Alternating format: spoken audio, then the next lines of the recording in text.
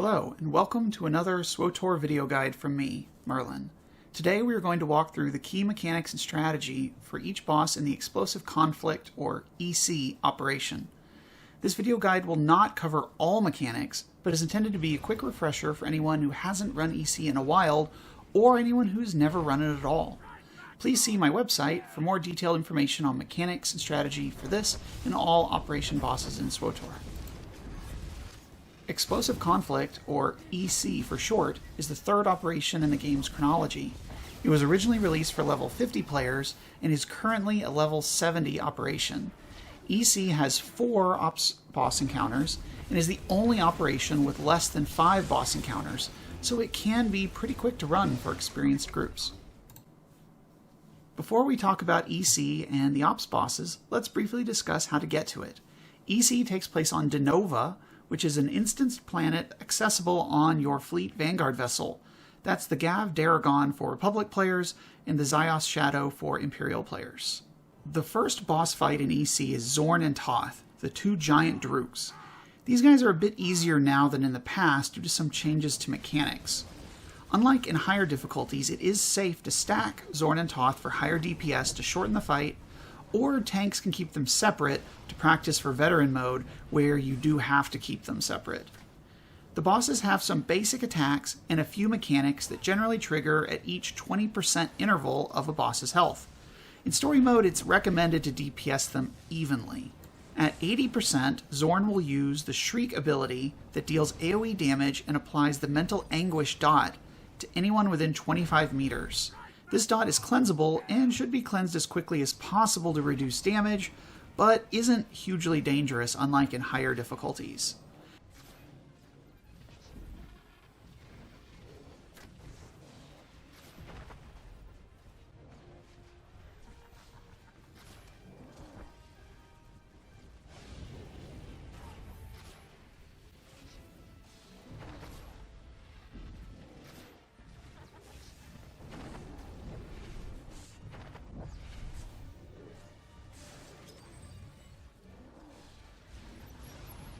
At 60%, Zorn will use Sonic Paralysis, and Toth will use Ground Shatter. Sonic Paralysis is a tank mechanic that deals conal damage to the tank with aggro, while Ground Shatter places red circles under players and shortly afterwards deals damage via ground spikes. Players should step out of red circles to avoid damage.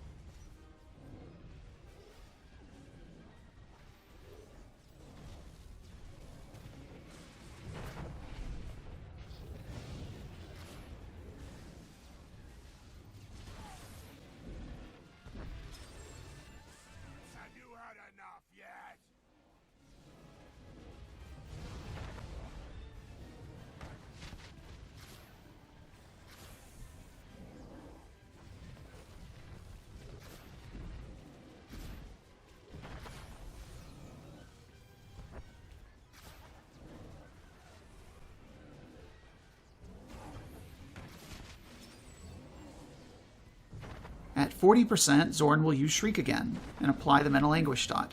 Cleanse if possible. At 20%, Zorn and Toth will use Sonic Paralysis and Ground Shatter again respectively. Same as before, use the defensive cooldown and heal the tank, and step out of red circles. Both Zorn and Toth have a soft and rage mechanic when they drop below 6% that causes them to continually spam Sonic Paralysis and Ground Shatter respectively. If possible, try to coordinate DPS to burn them evenly and push them together over those last few percentage points of health.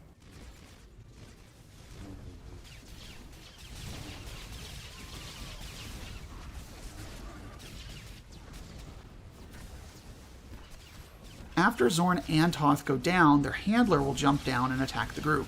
This guy is a total pushover. He doesn't deal much damage and all his casts can be interrupted. One player can probably solo him. Just burn him down and interrupt everything, and you'll complete the fight. EC's second boss fight encounter is Firebrand and Stormcaller, the 2 battle tanks. The tanks require more coordination and strategy than Zorn and Toth, but overall are a pretty simple fight. The group should be divided evenly in half, with one group assigned to each tank. The simplest approach is to have the left column in the ops frame take Firebrand, and the right column take Stormcaller. As the fight begins, nearly everyone should get onto the tanks. The player tanks should stand on the front of the enemy tanks, while everyone else stands on the sides to avoid the enemy tank's cleave damage attacks. One player in an 8-man group or 2 players in a 16-man group should stay on the ground. This is necessary because Firebrand and Stormcaller will randomly target players who do not have the magnetically stabilized buff received from standing on the tanks. If everyone stands on the tank, then the group will get hit instead, which is really bad. Other than these positioning requirements and needing 1 or 2 players on the ground, otherwise this phase is a pretty simple tank and spank until one of the tanks reaches 80% health. At 80% health, the tanks enter the defensive systems phase. This is a 25-second phase where the players jump off the tanks and run inside shields to protect from Firebrand's mortar barrage.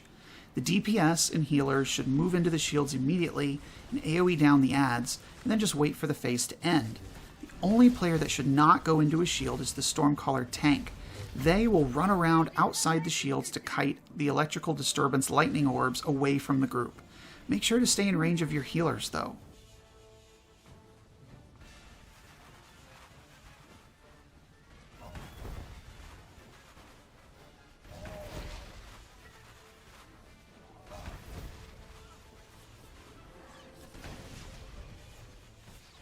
Once the mortar barrage attack ends and defensive systems ends, the group gets back onto the tanks, just like before, except for the 1 or 2 players, again, who stay on the ground to kite the various attacks. We basically repeat this cycle again, where we stay on the tanks, and then defensive systems triggers at 60%, 40%, and 20%. Each time that happens, you follow the same mechanics, where everyone other than the Stormcaller tank gets in the shields and kills adds, while the Stormcaller tank kites these electrical orbs away from the group, and then once the phase ends, everyone gets back on the bosses.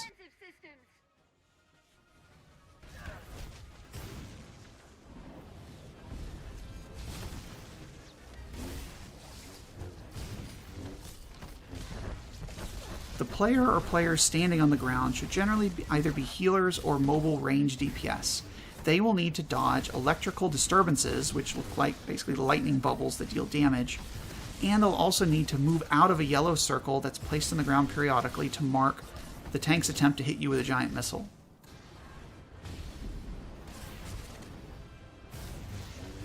Each tank has a soft and rage mechanic when the other tank is destroyed. I recommend balancing DPS to defeat them as close to simultaneously as possible, but if you're going to kill one first, try to prioritize killing Stormcaller. Kill them both, and you've completed the fight.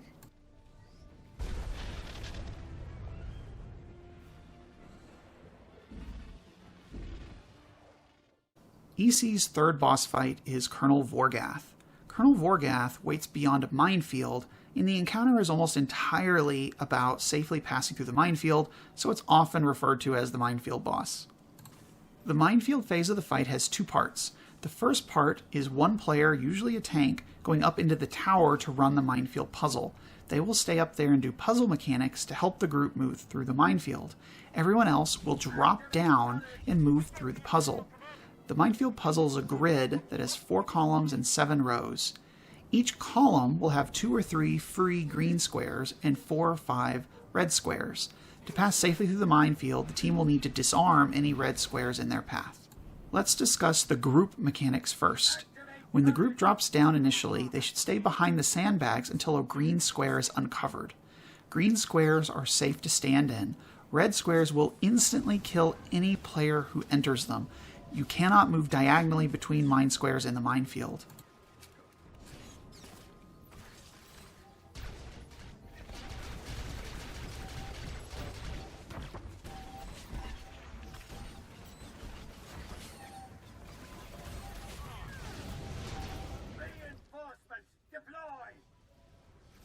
After the group gets safely onto a green square, the tank running the puzzle will immediately summon an Imperial probe droid after the group gets onto the first green square. The team should DPS down the big droid and try to interrupt as many cleave casts as possible.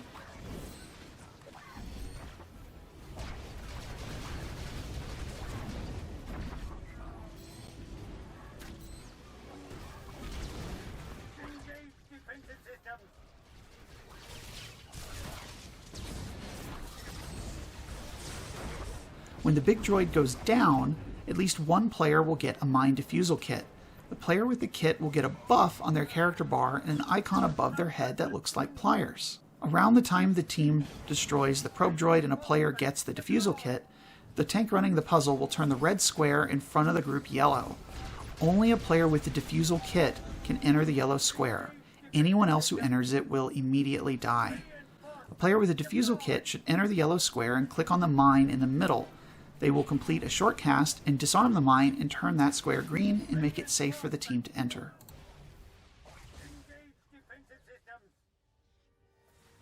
It is possible to disarm multiple mines with each defusal kit in story mode if the team moves quickly.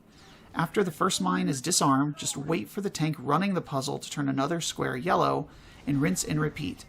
The defusal kit lasts for 45 seconds in story mode, so you can disarm 3 squares with 1 kit if you move quickly. If you're able to do that, you'll only need 2 defusal kits and need to defeat 2 droids in order to clear the minefield.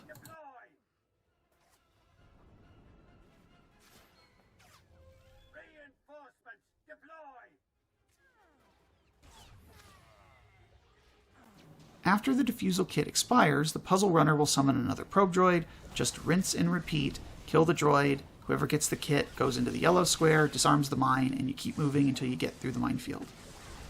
During the minefield phase, 2 dots will go out periodically. The one with an explosion icon should be cleansed as it deals high damage if it's allowed to expire. The yellow dot should be cleansed if possible, but is much lower priority. Also, some ads spawn during the minefield phase. In story mode, these ads can be ignored because they run to the group, and anytime the probe droid's active, you can just let dot spread and splash damage destroy them. Now let's talk about the puzzle runner. There are 2 mechanics to understand here. The first is using the puzzle board.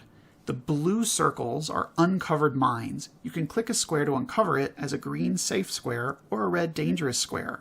There's a cooldown of around 5 or so seconds between being able to uncover a square on the puzzle.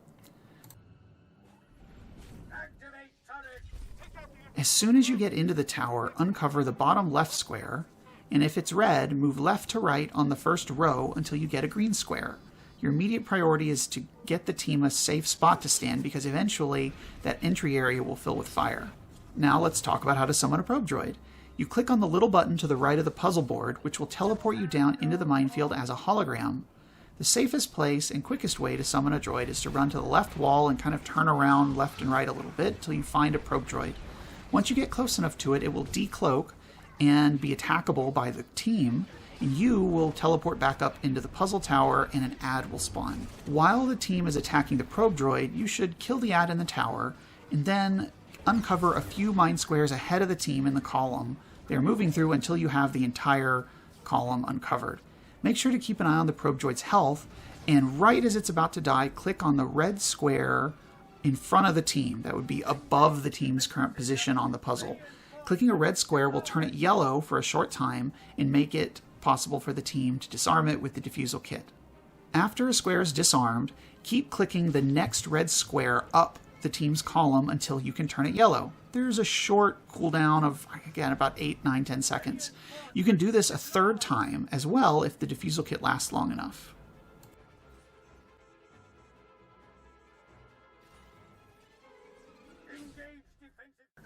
Once the team clears the minefield, one player should click the panel on the right to deactivate the turrets inside the minefield.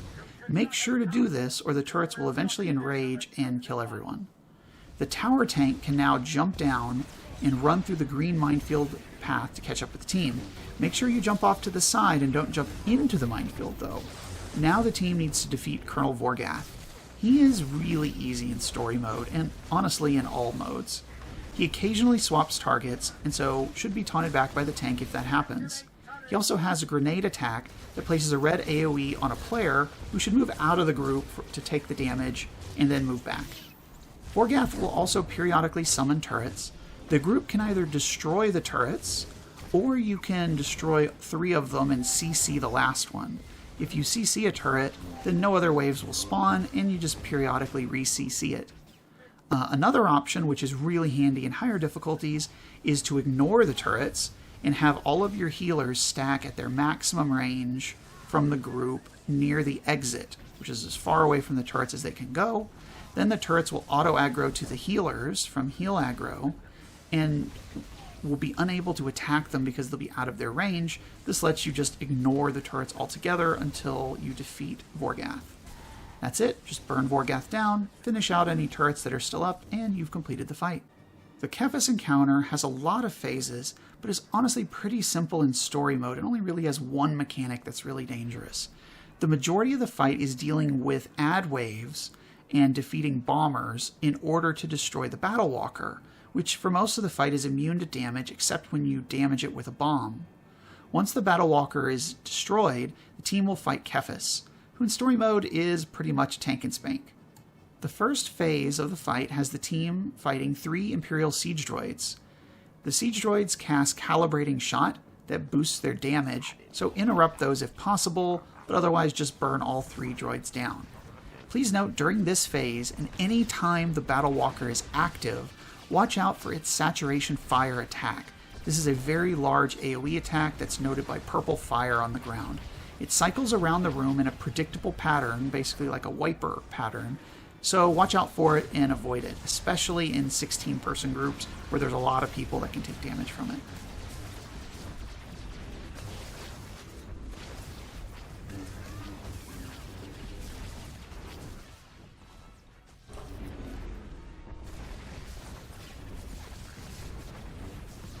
After all 3 siege droids are down, a Baradian bomber ad will spawn in the arena at one of 3 locations around the perimeter of the room.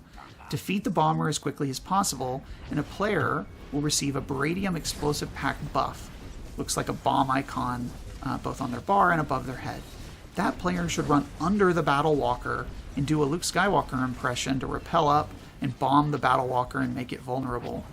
Please note that other than the player with the bomb, and only when they have a bomb, no one else should ever run underneath the Battle Walker, as you will take consistent and high damage. As soon as the Battle Walker drops down after a bomb, it can be damaged for 20 seconds.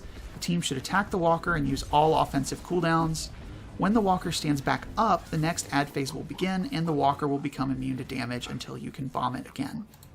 The next ad phase involves 3 successive waves of Trandoshan ads. Each wave has one Trandoshan warrior, who's a bit bigger than the rest, who has a shield that reflects damage dealt to any other ads inside the shield. DPS need to use single target damage to defeat the warrior, and then can safely AoE down the ads. This is the most dangerous mechanic in story mode, because groups that use AoEs or splash damage attacks can insta one-shot themselves. The first wave spawns to the right of the Battle Walker, the second wave spawns where the team entered the arena, and the third wave enters on the back side of the room a little to the left and beyond the Battle Walker.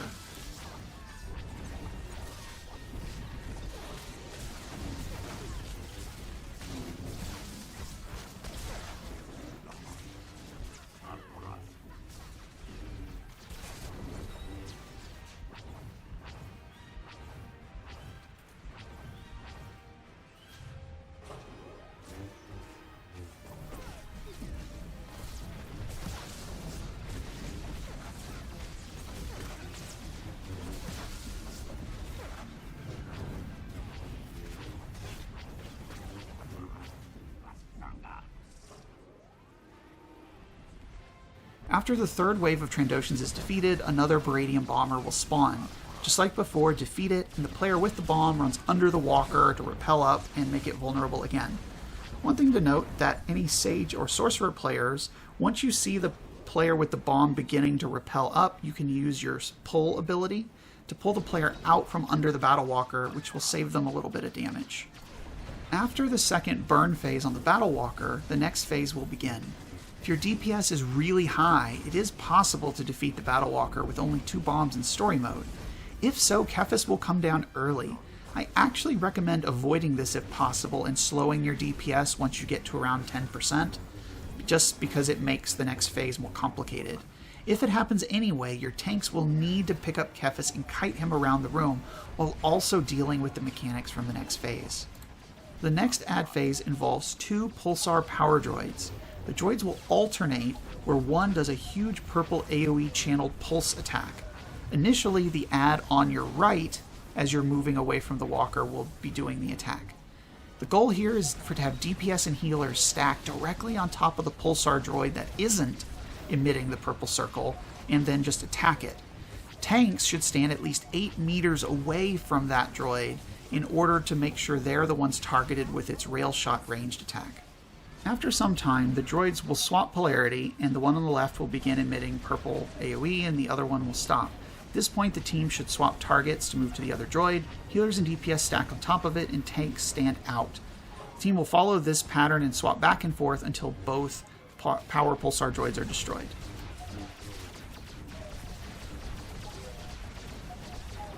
When both pulsar droids are destroyed, Kephess will come down and another Baradian bomber will spawn. At this point, tanks should pick up Kephess and the DPS should kill the bomber to get another bomb. Just like before, the person with a bomb should bring down the walker and DPS should finish off the walker if possible. If the team can't finish the battle walker with 3 bombs, a 4th Baradian bomber will spawn and even a 5th Baradian bomber will spawn. As before, kill the bomber, get a bomb, bring down the walker, and keep this cycle up until the battle walker is destroyed. After the battle walker is destroyed, if any Baradian bombers are still up, defeat them before dealing with Kephess. Once the battle walker is destroyed, the team should attack Kephess. In story mode, Kephess only has a few mechanics and is pretty easy. He does have a cleave attack, so face him away from the group. He also will periodically leap into the air and land in an area marked by a red circle. Anytime this happens, as soon as Kephess lands, he'll swap aggro to the player closest to the red circle when he lands. So anytime you see it, DPS and healers should move away, and tanks should move close to it, or a tank should be prepared to taunt right after Kephess lands to avoid him hitting a DPS or a healer.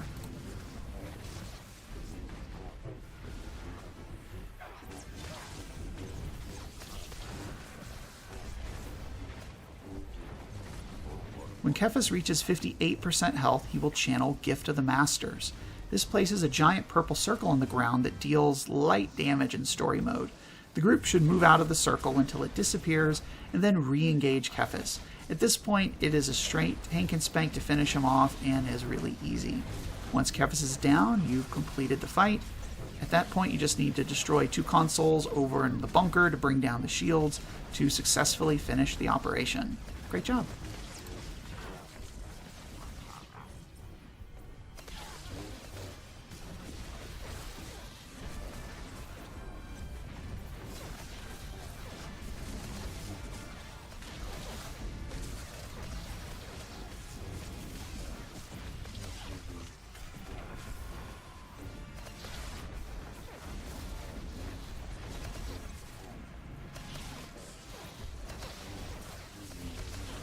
Okay, that's it for the Explosive Conflict Story Mode Operation Guide.